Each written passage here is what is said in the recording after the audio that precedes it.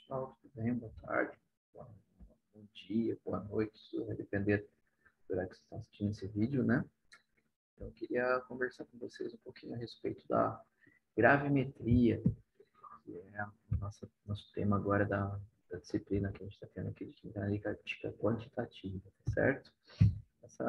Essas videoaulas eu vou estar aqui dividindo em 3 videoaulas, tá? A primeira parte eu vou falar da teoria de formação dos precipitados, uma coisa básica para que a gente consiga entender a gravimetria. Depois a gente vai falar da técnica de modo geral, e depois fazer alguns exercícios, a resolução de alguns exercícios, tá? Eu vou falar um pouquinho da técnica antes de falar da teoria, depois eu volto para a técnica, tudo bem? Então vamos começar. A gravimetria, também a análise gravimétrica, conhecida por esse nome, né? É um processo da gente estar isolando o analito da forma mais pura possível, através do processo de pesagem. Então, a gente vai usar a pesagem para quantificar o quanto desse analito tem em uma determinada amostra. Então, a gente tem um analito que está dentro de uma determinada amostra, temos a amostra, o analito está ali dentro. Eu quero saber o quanto desse analito tem dentro daquela amostra. Qual a porcentagem da massa daquela amostra corresponde ao analito.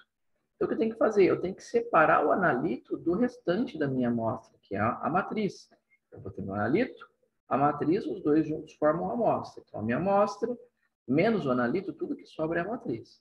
Então, eu vou separar o analito da matriz. De que forma? Por precipitação. Eu vou fazer com que o meu analito precipite para o estado sólido.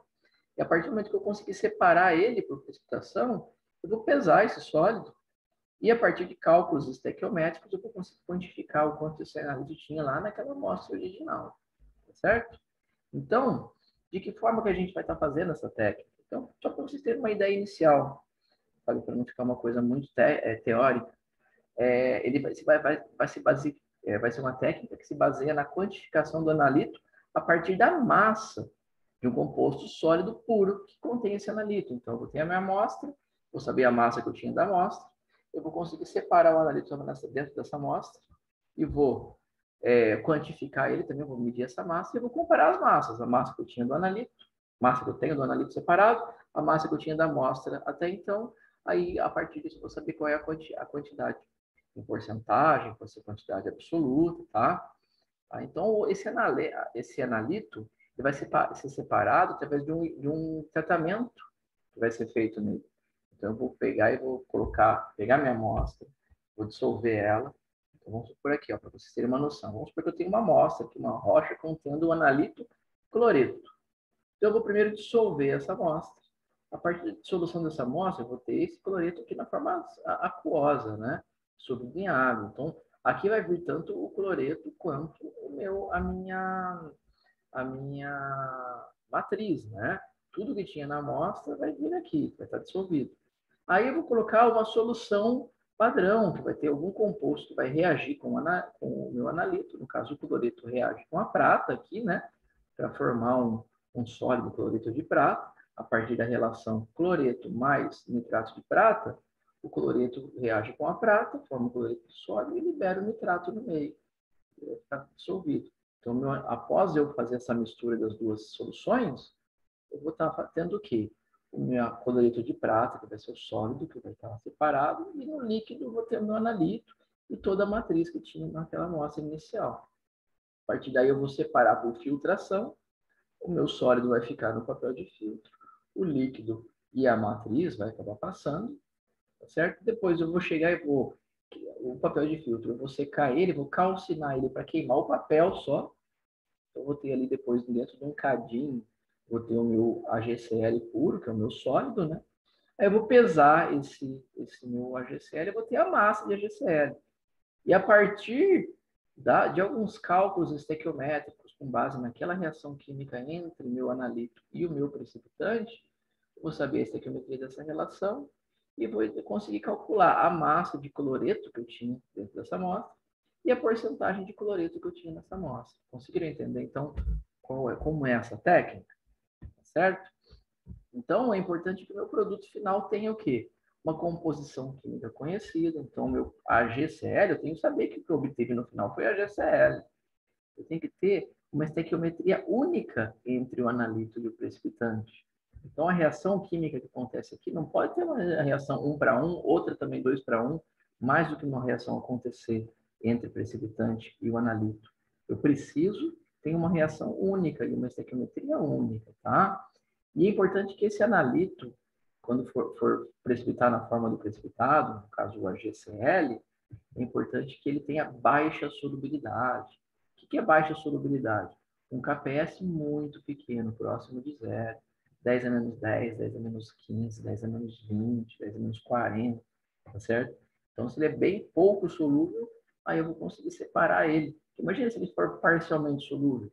Parte do meu AgCl eu vou obter nessa reação aqui, que eu vou conseguir separar aqui na hora da filtração, parte do AgCl vai passar e a outra parte fica aqui. Eu não vou obter todo o AgCl na forma sólida. Eu não vou saber o quanto solidificou, estava sólido, o quanto dissolveu. Então é importante que ele tenha baixa solubilidade.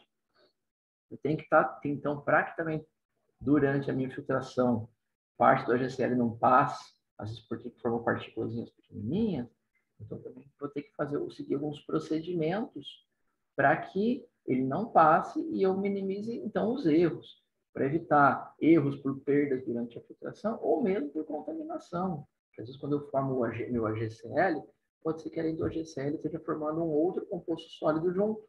E ambos vão ter massa, vão pesar, vou achar que toda aquela massa é do AgCl e parte não é.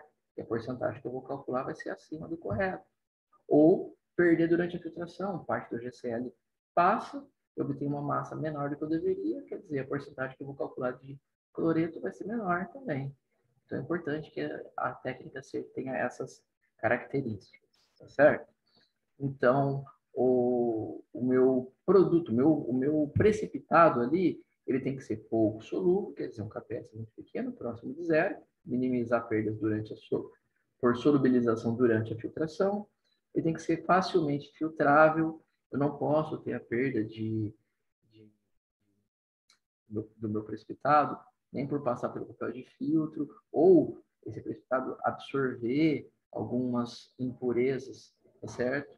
E, por exemplo, carga elétrica, ela está absorvendo alguns íons e esse íon ficar ali e contribuir para a massa do meu precipitado, tá certo?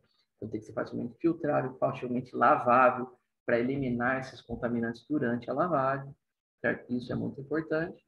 E não deve arrastar impurezas também. Quando chegar e ele precipitar, eu tenho que evitar que essas impurezas venham e fiquem dentro das minhas partículas. Então, por tudo isso, eu consigo fazendo como eu vou conseguir?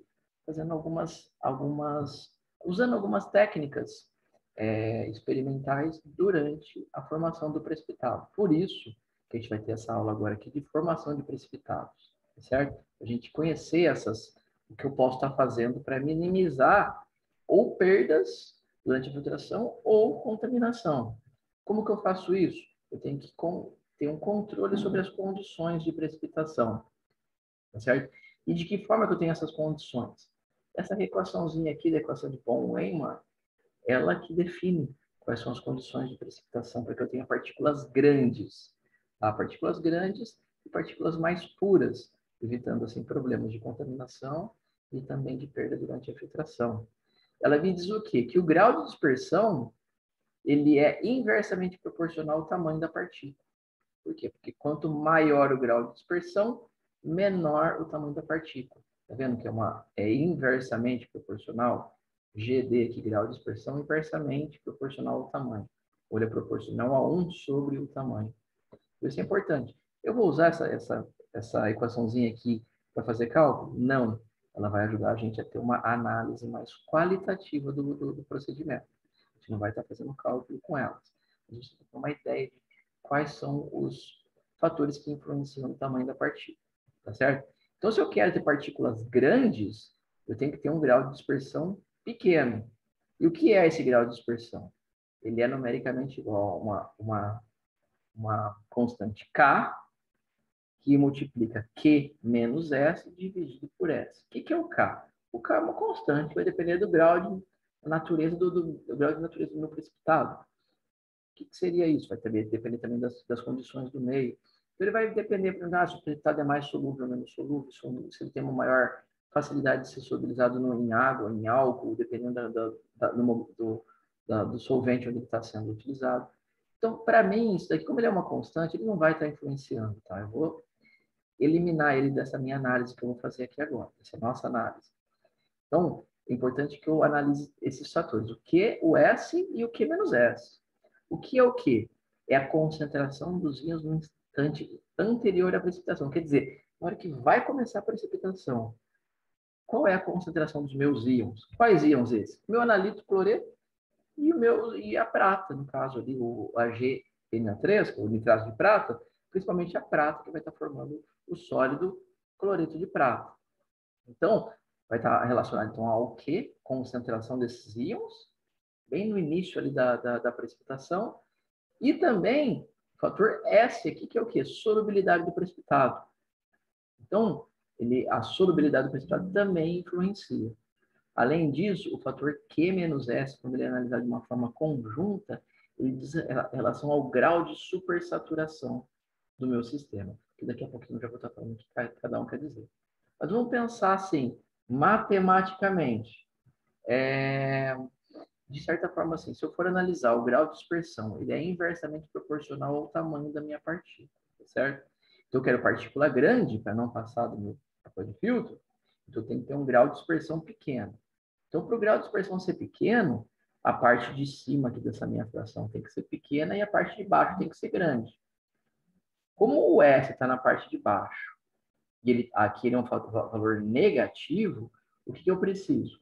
Eu preciso ter uma solubilidade alta. O S tem que ser alto, porque aqui embaixo o denominador tem que ser baixo, pequeno, para o grau de dispersão ser pequeno. Como ele é negativo aqui, também tem que ser grande, então a solubilidade para que seja um valor bem negativo, que ele consiga subtrair bastante desse Q aqui, que é a concentração.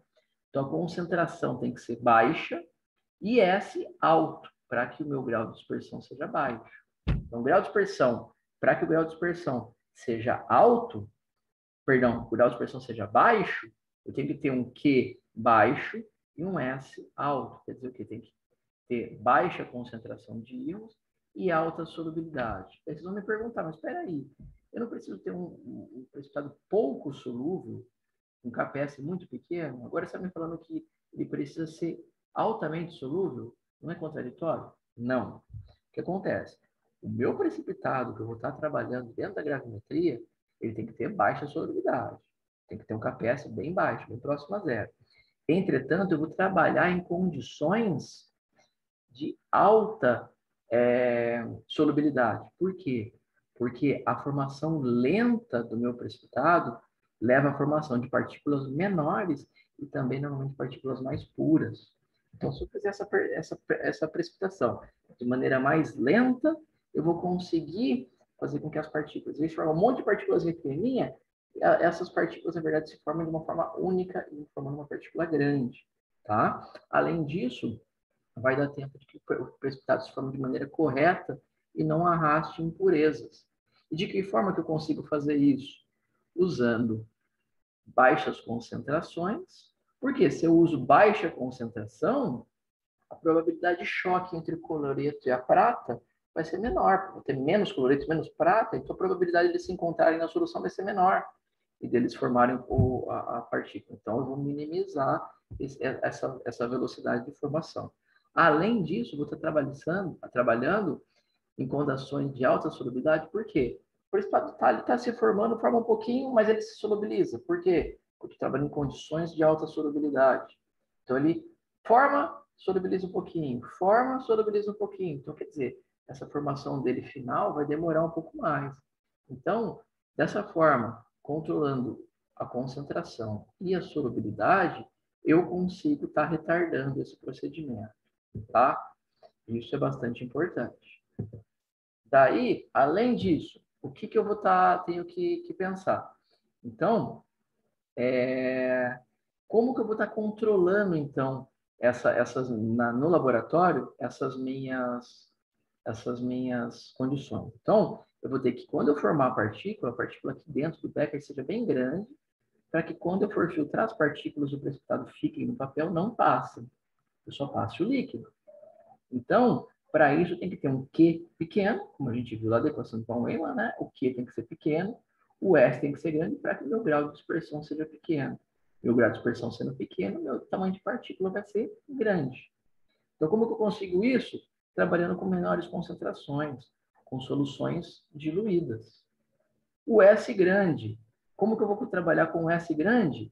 Aí, eu vou estar trabalhando aqui, ó, com o quê? Pequeno, soluções diluídas. Trabalhar tanto com a solução onde eu tenho o meu analítico quanto o meu precipitante tem que ser diluídas, baixas concentrações.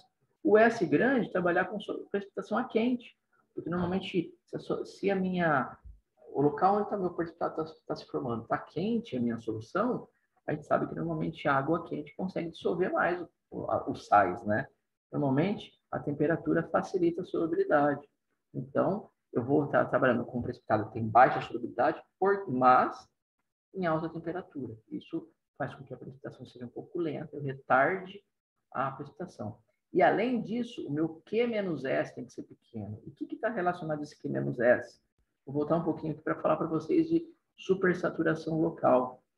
Pensa comigo, eu tenho uma solução, por exemplo, que está homogênea aqui embaixo, de cloreto de ferro. Vamos supor. Eu vou estar adicionando aqui NaOH, que é o nosso hidróxido de sódio. Então, o que acontece? A solução até pode estar aqui homogênea, mas quando eu gotejo, coloco o meu NaOH aqui, naquele ponto onde o NaOH caiu, eu vou ter muito NaOH. Então, a concentração do OH- aqui vai ser muito alta. Do ferro vai ser normal em toda a solução, mas aqui, onde a gota caiu, a concentração do OH- vai ser alta, naquele ponto onde ele caiu. Então, ali, naquele ponto, eu vou ter alta concentração. Até que eu consiga agitar a solução, vai demorar para que eu consiga homogeneizar isso. Então, onde a solução caiu, a concentração vai ser alta. O que acontece? Se essa concentração é alta, eu vou estar aumentando o meu grau de dispersão. Então, vou ter partícula pequena. Então, eu preciso evitar essa supersaturação local. Essa supersaturação local, ela diz exatamente com relação a esse fator Q-S. Então, no laboratório, se eu quero estar trabalhando com um Q pequeno, baixas concentrações, S grande, alta temperatura, Q-S pequeno, como que eu vou estar fazendo tudo isso? Aí a gente vai fazer isso aqui, ó, no laboratório. Trabalhar com soluções diluídas. As duas soluções têm que estar quente para que minha precipitação ocorra a quente também, quando eu for misturar as duas soluções. E, além disso, quando eu for fazer essa mistura, para que a minha supersaturação local seja pequena, evitar que tenha muita concentração num determinado ponto, eu tenho que fazer uma adição lenta dos meus reagentes. Normalmente, na gravimetria, eu vou colocar a solução padrão, o precipitante, no meu analito. Então, eu preciso fazer que essa adição seja lenta. E a agitação tem que ser constante. Para que quando cai uma gotinha ali, eu já adicione, já agite e já fique homogênea a concentração da minha solução e evitar a supersaturação local. Então, é isso que essa minha equação quer dizer. O grau de dispersão, ele só quer me dizer o quê? Que se eu quero partículas pequenas, partículas grandes, meu grau de dispersão tem que ser pequeno. Como que eu consigo isso? Trabalhando com soluções diluídas, as soluções a quente e com agitação lenta e agitação constante. Adição lenta e agitação constante, para que eu consiga minimizar também a supersaturação local, tá certo? Então, isso é muito importante. Uma outra coisa que eu consigo fazer para obter partículas grandes é a etapa de envelhecimento. O que é esse envelhecimento? Ele também é conhecido como amadurecimento de Ostwald. Ele é o tempo que eu deixo ali o precipitado em contato com a água-mãe. O que eu faço? Eu vou lá, adiciono as duas soluções e faço a agitação lenta, a agitação constante, as soluções a quente, soluções diluídas. Terminei a agitação, o que eu faço? Eu deixo ela ali paradinha. Porque o que acontece? Quando eu permito que as partículas fiquem em contato com a água-mãe, que é aquele líquido no qual ela foi formada, a tendência natural é o crescimento dos cristais após a formação. A tendência natural é o quê? Que as partículas menores se diminuam ainda mais e as partículas maiores cresçam. Tá certo? Para quê? Para eu minimizar a área de superfície. Por exemplo, aqui, por que área de superfície? Porque se eu tenho duas coisas, por exemplo, aqui, Vamos supor que eu tenho 2 quadrados. Eles separados, eles têm uma determinada área de superfície, 2 cubos. Quando eu junto os dois, o que eu vou estar acontecendo? Se eu tiver uma única peça, eu eliminei uma área de superfície, uma face de superfície de cada um. Quando eu junto, o que acontece? Eu vou minimizando a área de superfície, embora o volume seja o mesmo. Se eu pegar 2 cubos separados, eles vão ter uma determinada área de superfície, que vão ser a soma de todas as faces dos 2 cubos. Quando eu juntar eles dois, cada um dos cubos vai perder uma área de superfície da face. Então, quer dizer, a área de superfície diminui, mas o volume dos cubos é o mesmo. É a soma dos 2 volumes. Então, se eu consigo promover, fazer com que as partículas pequenas se dissolvam e o material que compunha ela vem formar partícula grande e cresce a partícula grande, eu vou minimizando a área de superfície do meu sistema. A superfície é a interface entre o sólido e o líquido.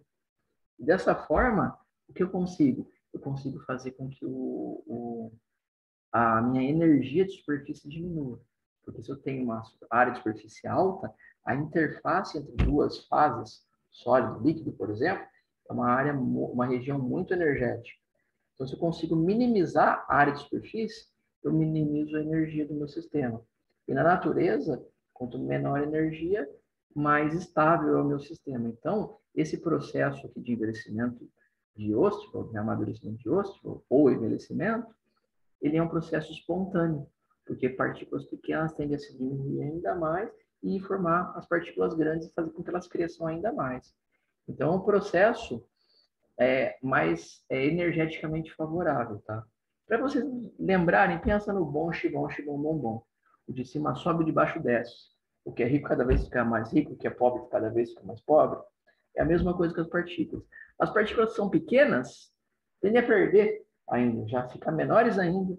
E a partícula que é grande tende a aumentar ainda mais. Para quê? Para minimizar essa energia de superfície e dessa forma assim, tornar o sistema mais estável. Em gravimetria isso é bom. Por quê? Em gravimetria eu consigo fazer com que eu perca menos partículas durante a filtração. Na sociedade não, né? Rico cada vez mais rico, pobre cada vez mais pobre, é maior diferença social. Isso daí já é questão para o pessoal da geografia, da geopolítica, tá certo? Até daqui em questões sociais, em questões de filosofia. Eu não vou estar discutindo isso aqui com vocês, tá? Mas lembre-se, o processo de crescimento nada mais é do que um bom, xibom, xibom, bombom da química, certo? Então vamos continuar aqui. Já com relação à parte da contaminação, posso, durante a formação do meu precipitado, os íons que estão presentes, lembra, por exemplo, eu tinha cloreto e eu adicionava Ag e NO3, aquele NO3 pode de alguma forma estar ali se incorporar no meu precipitado quando ele se forma. E daí, às vezes, como o NO3 também tem massa, quando eu for medir a massa, eu vou achar que aquilo era de cloreto, mas não, era de nitrato. Então, alguns íons podem ser arrastados durante a precipitação. E é uma fonte de erro muito comum que pode estar acontecendo e pode levar a erros durante a minha análise, tá certo? Então, essa contaminação pode ser por pós-precipitação, coprecipitação, formação de soluções sólidas ou a distorção de superfície. A gente vai estar vendo cada uma delas aqui agora de maneira um pouco mais resumida, tá? Após precipitação, o que acontece? Vamos supor que eu tenho um sistema aqui composto por cobre, as bolinhas azul, vermelhas, zinco, íon zinco 2, são as bolinhas verdes, e eu vou estar aqui colocando aqui no meu meio sulfeto. Coloco o sulfeto aqui, e o que acontece? O sulfeto ele tem uma tendência muito grande de se precipitar com o cobre.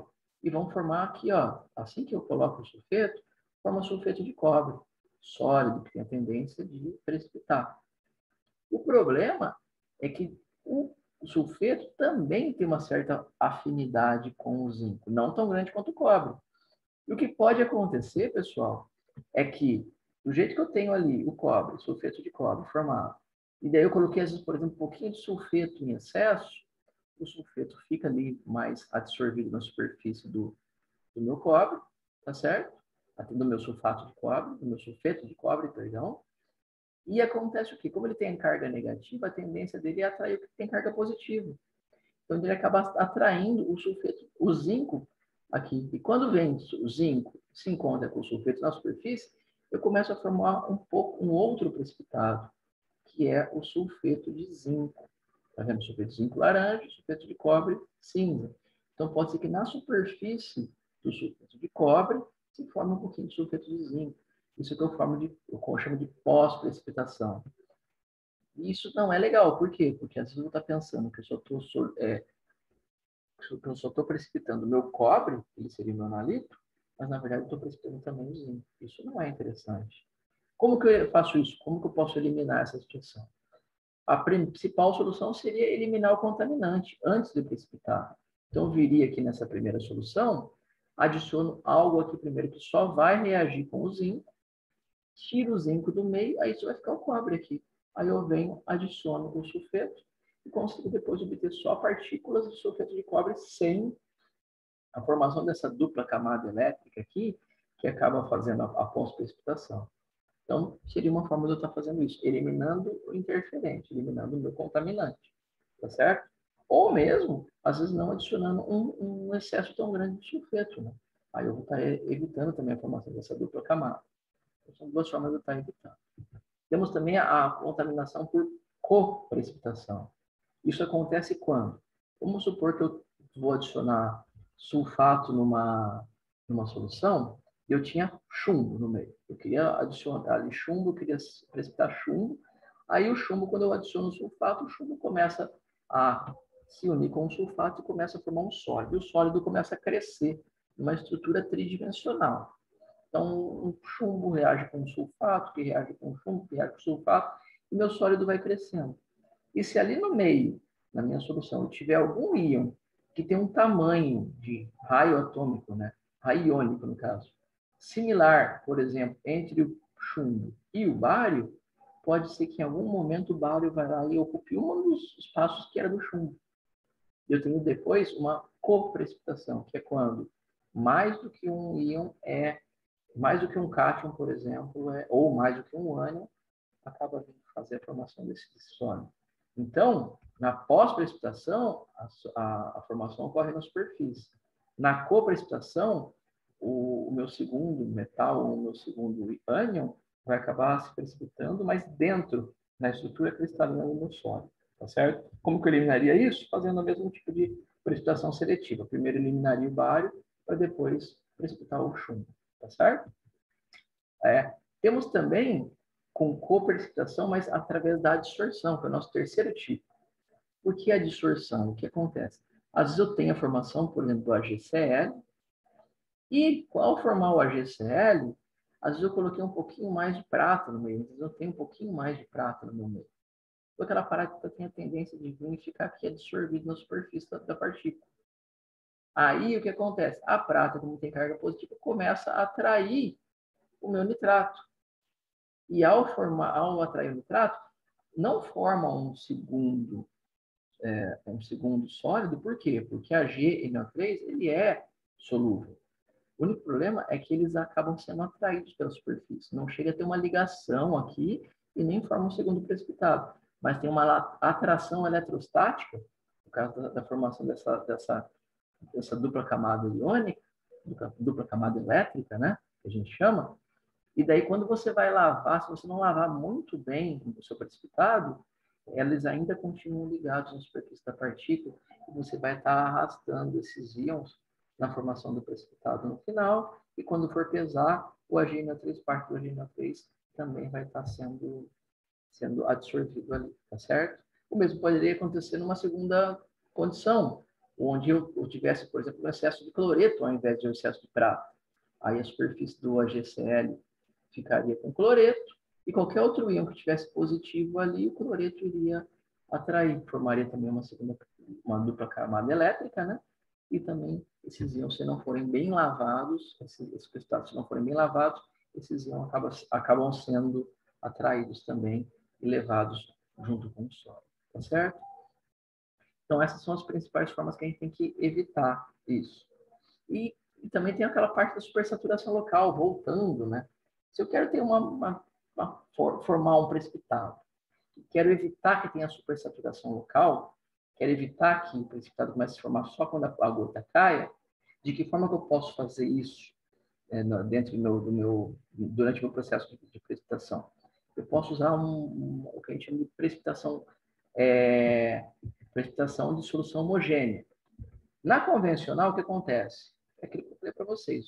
O cloreto de ferro está aqui, pode estar bem homogêneo. Quando o NaOH cai, tem muito hidróxido aqui. E essa é a quantidade muito grande de hidróxido, reage com o ferro que tem aqui. Como a concentração é muito alta, ultrapassa o KPS do hidróxido de ferro e a partícula já começa a se formar. Se ela começa a se formar de forma muito rápida, a tendência é atrair muitos contraíons, ou por coprecipitação, ou por pós-precipitação, ou formação da dupla camada elétrica, por adsorção. Então, a precipitação convencional, como ela, normalmente ela ocorre muito rapidamente, tem que evitar isso.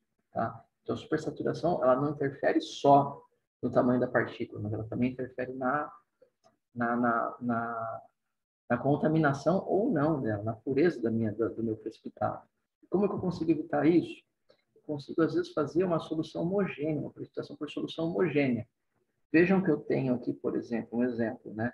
Eu tenho uma solução de cloreto de ferro em água, e em vez de colocar o NaOH, que é o hidróxido pronto, eu posso colocar ureia aqui. Eu tenho essa solução, a ureia não tem OH, que não vai reagir com ferro, nada, então vai ficar bem homogênea essa solução. E quando eu promovo o aquecimento dessa solução, algumas reações químicas acontecem. A ureia, na presença de água, quando aquecida, ela tem a tendência de se decompor, liberando CO2 e 2 moléculas de amônia. Só que a amônia, ela também sofre um processo de hidrólise natural. A amônia, quando ela se encontra com a água, ela tem a tendência de pegar um H+ da água, forma NH4+, e libera o OH- no meio. Então, tá vendo que eu tenho a formação de OH- no meio? Então, se eu pego a ureia em água, aqueço, forma amônia. Essa amônia, assim que formada, reage com a água e libera o OH-. E se eu tinha uma solução bem homogênea no início, o que vai acontecer? O meu OH- vai se formar de forma homogênea em toda a minha solução. Desde que eu tenha também um aquecimento homogêneo, né? E a partir disso, quando o OH- vai se formando de forma homogênea na minha solução, esse OH- já vai reagindo com o ferro de forma homogênea na solução, formando hidróxido de ferro, que seria o meu sólido que eu quero, por exemplo, e eu vou evitar a supersaturação local. Por quê? Porque a formação do meu OH-, que é o meu precipitante, ocorreu de forma homogênea na solução. Tá certo? Isso daí eu poderia estar fazendo de outras formas também. Assim, em vez de uma base formar o OH-, se eu quisesse a formação, por exemplo, de H+, eu poderia usar, por exemplo, o ácido sulfâmico, ou então, formar H+, eu posso usar o persulfato de potássio, que é esse S2O7 2-. O sulfato de potássio seria K2S2O7. Poderia estar usando isso para estar liberando H+ no meio também, mas de forma homogênea, porque essa hidrólise só ocorre em altas temperaturas, normalmente. Ou a tioacetamida. A tioacetamida também, ela chega e acaba liberando não hidróxido, mas se eu quero liberação de S2-, sulfeto, então o que acontece? Se eu pego a tioacetamida com água, o que vai acabar acontecendo? Esse dupla S aqui acaba sendo substituído por uma dupla O da água e o S2- é liberado no meio, formando ácido H2S.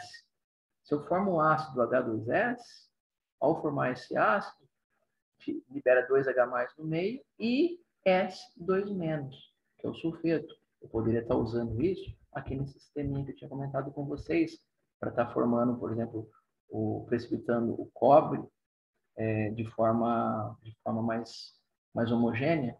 Ele forma o sulfeto, e esse sulfeto reagir, em vez de eu adicionar ele aqui no meio, eu poderia estar usando aquela tioacetamida, aqui, tioacetamida, e quando liberado esse H2S, o S2- reage com o cobre formando o sulfeto de cobre, tá certo? Então essas são algumas formas de a gente estar controlando todas as condições de precipitação. Eu obter uma partícula grande o suficiente para não passar pelo papel de filtro na filtração e também pura o suficiente para que ela não consiga, para que ela não fique arrastando impurezas do meio e formando precipitados impuros, tá certo? Todo esse conteúdo vocês podem estar encontrando aqui no livro do Bacan ou no livro do Barnes. Tem algumas outras biografias também que eu posso estar passando para vocês depois, tá certo? Então, o conteúdo da nossa aula de hoje era essa. Muito obrigado. Até mais, galera.